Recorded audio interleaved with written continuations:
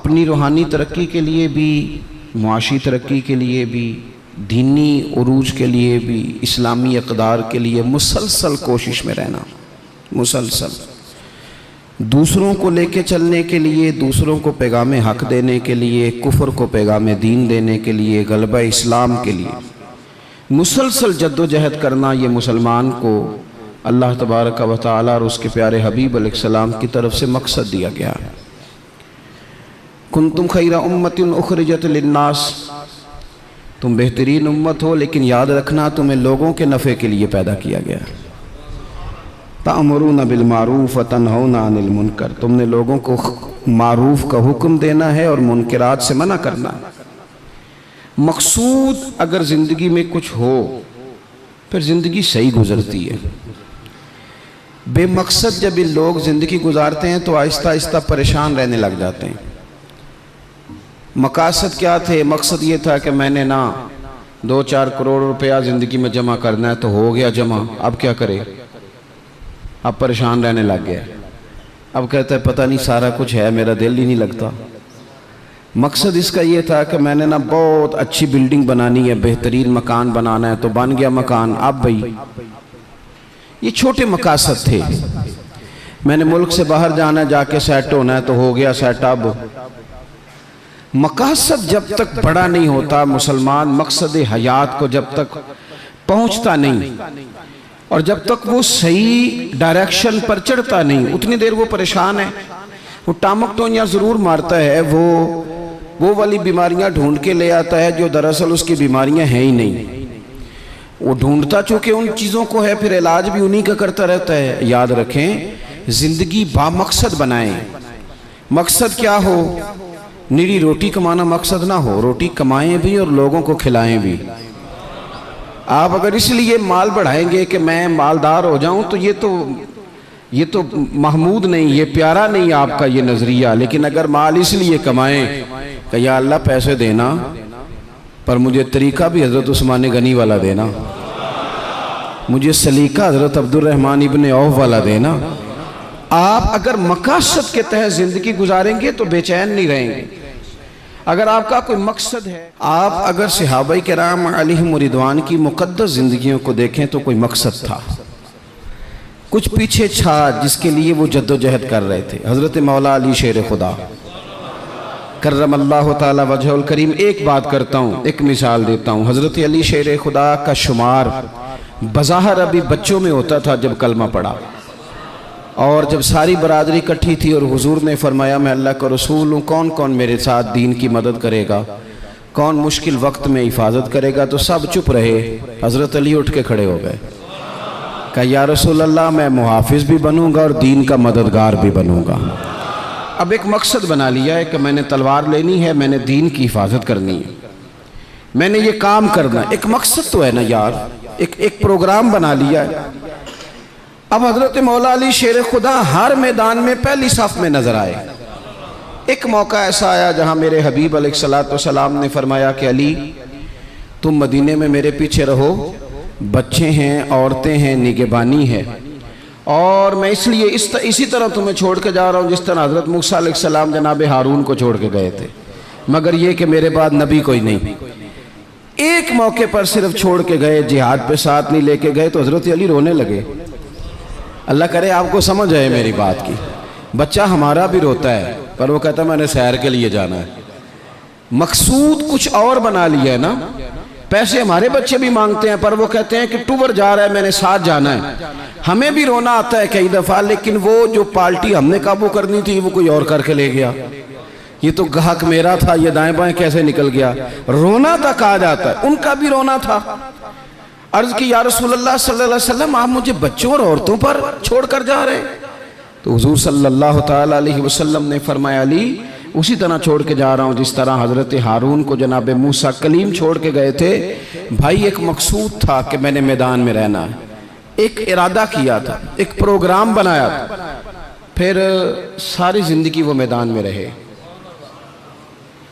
उनको जब खंजर लगा ना कूफे की जामे मस्जिद के करीब, तो बंदे को तकलीफ़ होती है तो वो हाय करता है, बेटे को आवाज़ देता है, नसीहतें लिखवाता है, लेकिन मौला अली को खंजर लगा तो क्या कहते हैं? कहते हैं फुज़्तु बिरब्बिल काबा।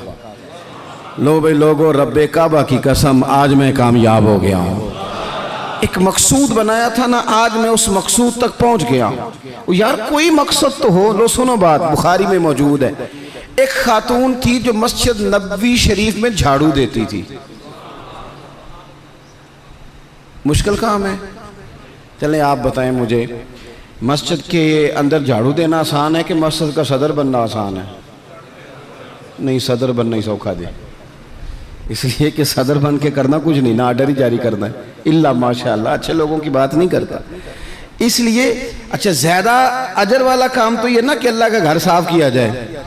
मैंने तो उलमा से कई जगह कहा है कि इस ओहदे का ना आप कोई नाम बदल दें, इस सीट का निगरान कर दें, सरपरस्त कर दें। क्योंकि जब सदर आप कह देते हैं ना, तो सदर पाकिस्तान का सबसे बड़ा आइनी ओहदा है, और सदर अगर बाइख्तियार हो तो पहला काम असेंबलियाँ तोड़ने का करता है, तो फिर मुश्किल हो जाएगी। एक खातून मस्जिद नबवी शरीफ में झाड़ू देती थी। कोई मकसद तो है ना यार, यानी जुमे वाले दिन मैंने झाड़ू देना है, कोई मकसद तो है। मैंने यार अल्लाह के घर, अल्लाह का घर समझ के, कमेटी की मस्जिद समझ के नहीं, महल्ले की मस्जिद समझ के नहीं, रब का घर समझ के मैंने यार वो वाशरूम साफ करने हैं जिनके अंदर लोग गुजरते हैं और नमाज के लिए अपने आप को तैयार करके लोग वुजू से फारिग होकर के आते हैं। एक मकसूद है, एक इरादा कर लिया है, कोई प्रोग्राम तो हो। ऐसे मुहम्मल फजूल वक्त गुजरता जाए। यानी हमारे यहाँ ना कुछ लोग कहते हैं मैं बोर बड़ा होता हूँ।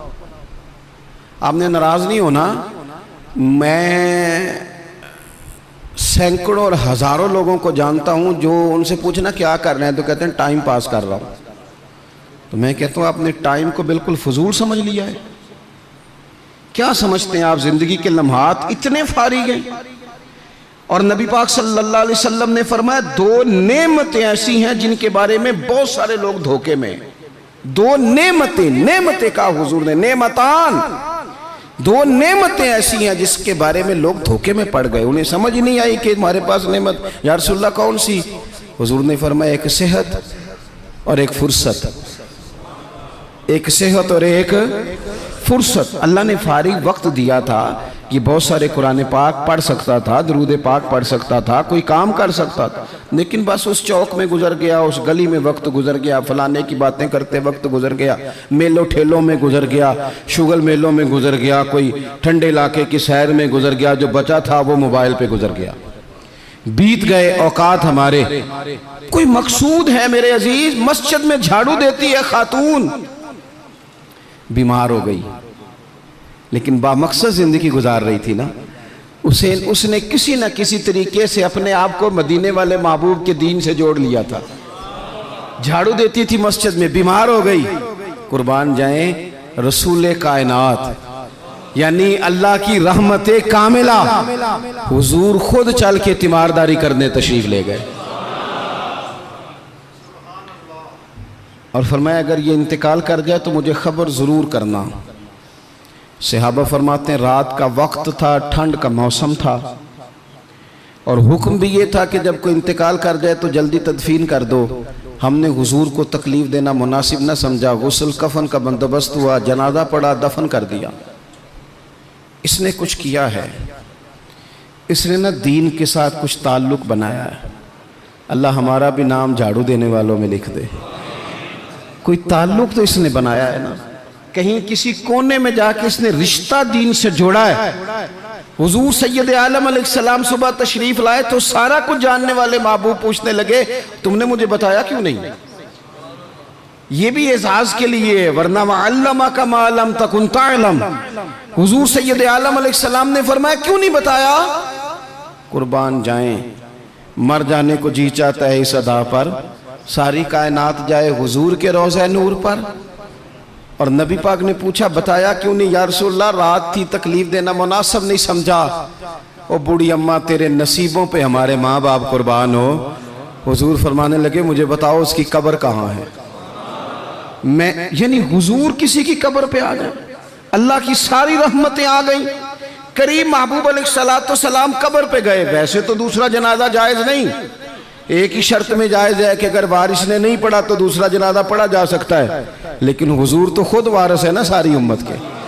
और हुजूर इख्तियार रखते हैं, शारे हैं। हुजूर कब्र पे गए, यही बड़ी बात थी कि हुजूर उसकी कब्र पे चले गए, लेकिन कब्र पे खड़े होके हुजूर ने फरमाया दोबारा सफ़े बनाओ भाई, मैं दोबारा जनाजा पढ़ाऊंगा। क्योंकि कोई मकसद तो था ना, ये मस्जिद में झाड़ू देती थी। आखिरी वेले मेरी आँखियाँ राह तकना है तेरा, तेरा ते कुछ भी नहीं जाना सजना, पा जावें जे फेरा ते सौखा निकले सावे जहूरी, जे वेख लवा मुख तेरा। हुजूर तशरीफ ले आए, खुद तशरीफ ले आए और कब्र मुबारक पर खड़े होके दोबारा जनाजा पढ़ाए। नौजवानों, बड़ा वक्त ज़ाया हो गया, बड़ा। हमने ज़िंदगी में जो सबसे ज़्यादा चीज़ ज़ाया की है वो वक्त है। याद रखना, मुझे न बताना, किसी दोस्त को न बताना, लेकिन अपने आप से ज़रूर सवाल करना कि ज़िंदगी में हमें जितनी नाकामियाँ मिली हैं ना, उसकी असल वजह यह है कि हमने वक्त ज़ाया किया है, और बड़ा ज़ाया किया है। हम एक तो मकसद नहीं बना सके, दूसरा अपने वक्त को सही मैनेज नहीं कर सके।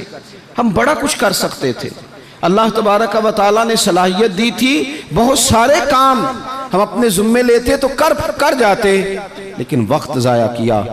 इमाम बहकी ने हदीस लिखी है, मेरे रसूल पाक सल्लल्लाहु ताला अलैहि वसल्लम ने इरशाद फरमाया, जब सुबह दिन चढ़ता है ना तो दिन ऐलान करता है, वो दिन ऐलान करता है, कहता है मैं आज आया हूँ, आज के बाद नहीं आऊँगा, आज के बाद नहीं आऊँगा। कुछ करना है तो